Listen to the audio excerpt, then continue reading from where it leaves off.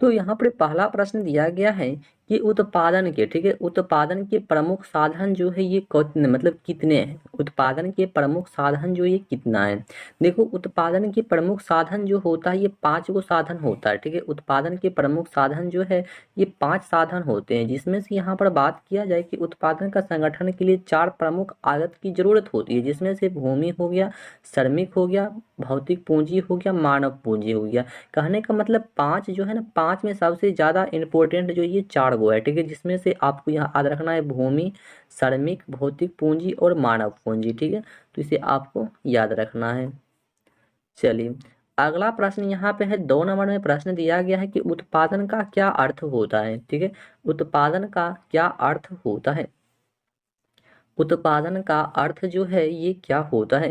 देखो इसका अर्थ होता है कि उपयोगिता का नाश, ठीक है, उपयोगिता का नाश होना, ठीक है, उपयोगिता का नाश होना जो कि उत्पादन का, सॉरी सॉरी सॉरी, इसका बिल्कुल सही जवाब ये बिल्कुल नहीं जाने वाला है। इसका बिल्कुल सही जवाब यहाँ पर होगा कि उपयोगिता का सृजन। क्या होगा, ये जो है ना उपयोगिता का सृजन होने वाला है, ठीक है। उत्पादन का अर्थ होता है कि उपयोगिता का सृजन होना, ठीक है। ऑप्शन नंबर बी के साथ में जाएगा। चलिए अगला प्रश्न है कि उत्पादन का निष्क्रिय साधन क्या है, ठीक है। उत्पादन का निष्क्रिय साधन जो है ये क्या होता है।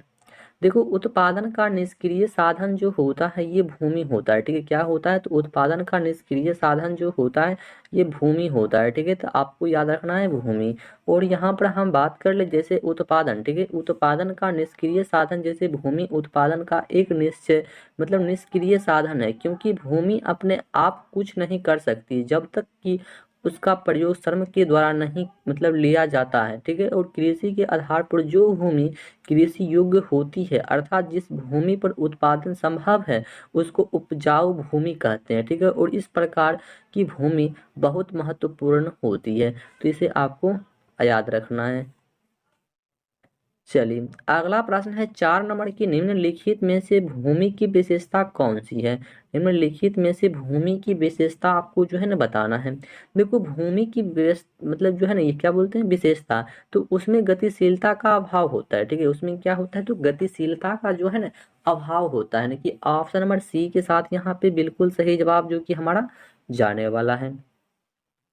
चलिए अगला प्रश्न है 5 नंबर में प्रश्न दिया गया है कि अर्थशास्त्र में भूमि का तात्पर्य जो है ये क्या होता है, ठीक है। अर्थशास्त्र में भूमि का तात्पर्य होता है जैसे कि प्रकृति प्रदत्त सभी निःशुल्क वस्तुएं, ठीक है, मतलब प्रकृति के द्वारा जितना भी निःशुल्क वस्तुएं हैं वही सब जो कि इसका अर्थशास्त्र में भूमि का तात्पर्य होता है, ठीक है। चलिए अगला प्रश्न यहाँ पर दिया गया है 6 नंबर प्रश्न है कि निम्नलिखित में से कौन उत्पादक है, ठीक है। इसमें से ऐसा कौन है जो कि एक उत्पादक है, ठीक है, उत्पादक है। देखो उत्पादक जो है ना बई, बई जो है ना ये उत्पादक होता है, ठीक है। बई जो है ये उत्पादक होता है। चलिए अगला प्रश्न है कि कौन उत्पादन का साधन है, ठीक है। उत्पादन का साधन जो है ये कौन सा है। उत्पादन का साधन जो है ये कौन सा होने वाला है। देखो उत्पादन का साधन जो होता है ना ये श्रम होता है। क्या होता है, ये जो है ना श्रम होता है। उत्पादन का साधन जो होता है ये श्रम होता है। ऑप्शन नंबर बी के साथ में चला जाएगा। चलिए और यहाँ पर हम बात करें कि देखो उत्पादन, उत्पादन के 4 साधनों में जैसे भूमि, श्रम हो गया, पूंजी और उद्यमशीलता और संयुक्त प्रयासों का प्रतिफल हो गया। इन्हें आगत अथवा संसाधन भी जो कि हम लोग बोलते हैं, ठीक है, आगत या संसाधन भी बोलते हैं। चलिए अगला प्रश्न है 8 नंबर की, निम्नलिखित में कौन उत्पादन का साधन नहीं है, ठीक है। उत्पादन का साधन नहीं है ये बताना है। देखो उपभोग जो होता है ना, उपभोग ये नहीं होता है, बल्कि संगठन, उद्यम, पूंजी ये सभी होता है, लेकिन ये नहीं होता है।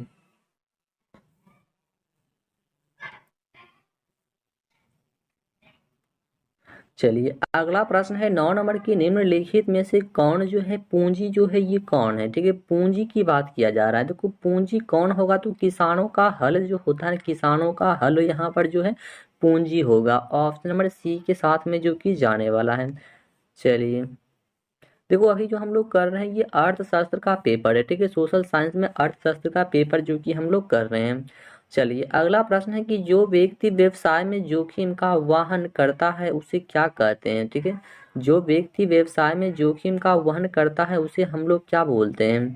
देखो उसको हम लोग बोलते हैं साहसी। क्या बोलते हैं? तो उसको जो है ना हम लोग बोलते हैं साहसी। जो व्यक्ति व्यवसाय में जोखिम का वहन करता है तो उसे हम लोग बोलते हैं साहसी। ठीक है, ऑप्शन नंबर सी के साथ में चला जाएगा साहसी। ठीक है, साहसी।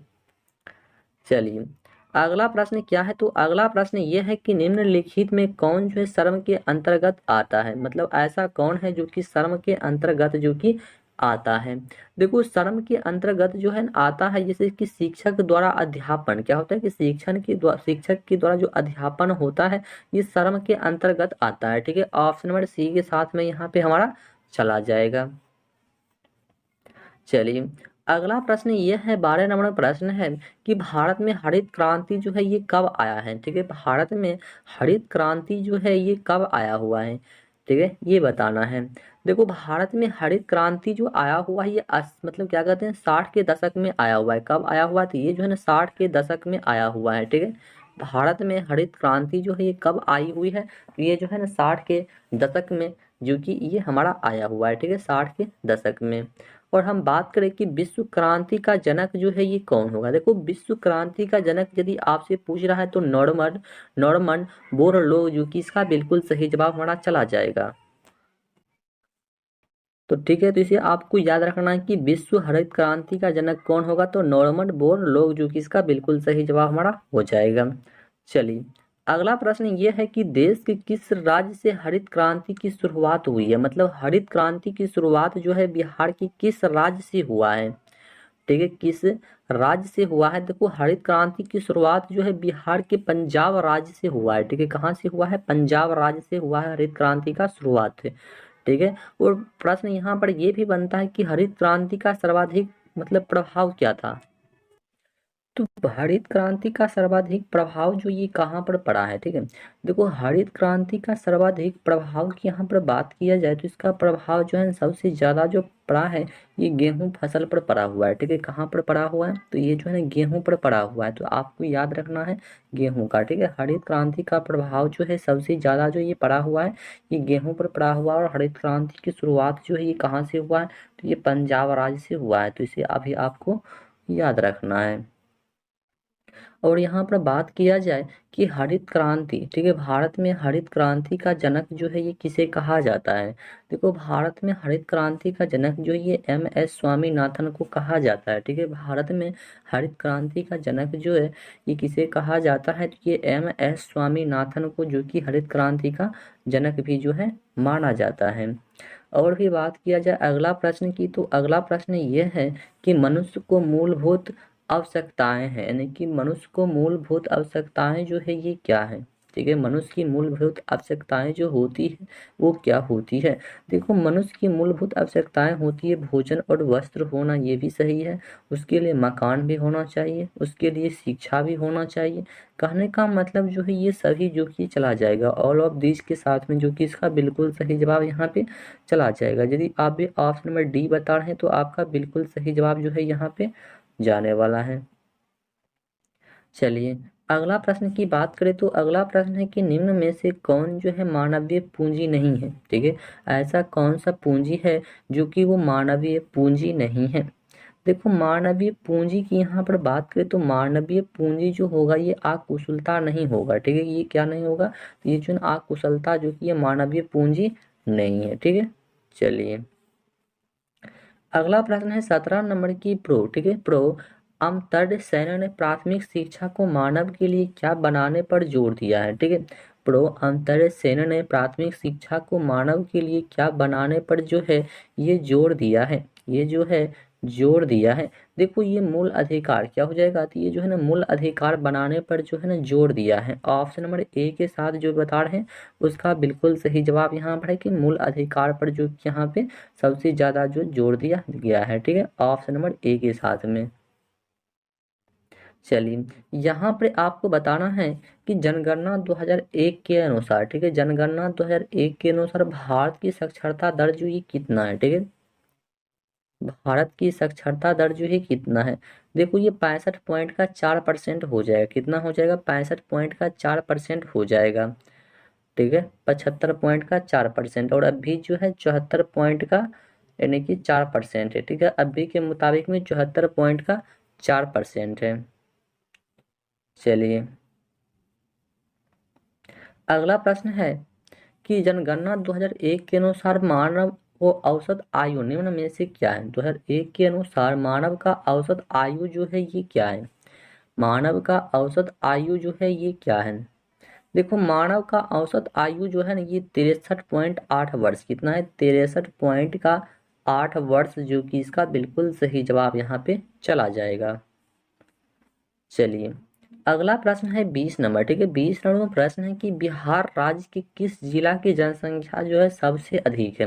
मतलब बिहार में ऐसा कौन सा जिला है जिसकी संख्या जो है सबसे अधिक है। देखो बिहार में सबसे अधिक जनसंख्या वाला जिला की यहाँ पर बात कर रहा है तो ये जो है ना पटना के साथ चला जाएगा। और आपको याद रखना है कि पूरे भारत में, देखो पूरे भारत में यदि आपसे बात किया जाए तो ये यूपी हो जाएगा। ठीक है, यूपी। ठीक है, और यहाँ पर अब बात करें कि बिहार का, ठीक है, तो बिहार का सबसे बड़ा जिला जो होता है, बिहार का सबसे बड़ा जिला ये पश्चिम चंपारण को कहा जाता है। लेकिन बिहार में सबसे कम आबादी वाला जिला की बात किया जाए, ठीक है, सबसे कम आबादी वाला जिला जो ये शेखपुरा है। और सबसे लिंगानुपात जो है ये सबसे कम जो है किसका है, तो ये जो है मुंगेर जिला का है। ठीक है, किसका है, ये जो है ना मुंगेर जिला का है। चलिए अगला प्रश्न की यहाँ पर बात किया जाए तो अगला प्रश्न क्या है, तो अगला प्रश्न ये है कि निम्नलिखित में से कौन जो है आर्थिक क्रिया है। मतलब ऐसा कौन है जिसके साथ आर्थिक क्रिया होता है। देखो आर्थिक क्रिया जो है यहाँ पे कौन है। ठीक है, आर्थिक क्रिया, देखो आर्थिक क्रिया जैसे कि किसान, किसान द्वारा कृषि कार्य करना, ठीक है, ये क्या होता है कि आर्थिक क्रिया होता है। ठीक है, किसानों के द्वारा कृषि कार्य करना जो होता है ये क्या होता है, तो आर्थिक क्रिया होता है। ऑप्शन नंबर सी के साथ जो बता रहे हैं उसका बिल्कुल सही जवाब यहाँ पर है कि किसानों के द्वारा कृषि कार्य करना, ठीक है, आर्थिक क्रिया होता है। चलिए अगला प्रश्न क्या है, 22 नंबर में प्रश्न दिया गया है कि मानवीय संसाधन का विकास किस प्रकार किया जा सकता है। मानवीय संसाधन का विकास जो है ये किसके मतलब द्वारा किया जा सकता है, मतलब किस प्रकार से किया जा सकता है। मानवीय संसाधन का विकास जो है ये किस प्रकार से किया जा सकता है। देखो ये किया जा सकता है जैसे शिक्षा के द्वारा भी किया जा सकता है, उसके बाद स्वास्थ्य और सेवा के द्वारा, प्रशिक्षण के द्वारा, उपयुक्त सभी यहाँ पर ऑल ऑफ दीज के साथ में यहाँ पर चला जाएगा ऑप्शन नंबर डी के साथ में। ठीक है, ऑप्शन नंबर डी के साथ में। चलिए अगला प्रश्न यहाँ पर दिया गया है तो प्रश्न क्या है कि निम्नलिखित में से कौन जो है मानवीय संसाधन की गुणवत्ता का सूचक है। ठीक है, मानवीय संसाधन की गुणवत्ता का सूचक जो है ये क्या होगा। ठीक है, इसका सूचक, देखो इसका सूचक जैसे कि ज्ञान और कौशल, ये तो बिल्कुल सही है। जीवन प्रत्याशा ये भी सही है, यानी कि कहने का मतलब ए और बी दोनों हो जाएगा। ठीक है, ए और बी जो है यहाँ पे दोनों हो जाएगा। ऑप्शन नंबर सी के साथ में जो है यहाँ पर चला जाएगा कि ए और बी जो कि इसका दोनों जो कि सही हो जाएगा। चलिए अगला प्रश्न यहाँ पे दिया गया है तो प्रश्न क्या है पहले समझ लेते हैं। देखो प्रश्न ये है कि भारत सरकार के द्वारा शिक्षा नीति की घोषणा कब किया गया है। भारत सरकार के द्वारा शिक्षा नीति की घोषणा जो है ये कब किया गया है। देखो इसकी घोषणा जो है ना 1986 में कब किया गया है, तो इसकी घोषणा जो है ना 1986 ईस्वी में किया गया है। भारत सरकार के द्वारा शिक्षा नीति की घोषणा जो है ये 1986 ईस्वी में किया गया है। ऑप्शन नंबर सी के साथ बता रहे हैं तो आपका बिल्कुल सही जवाब है।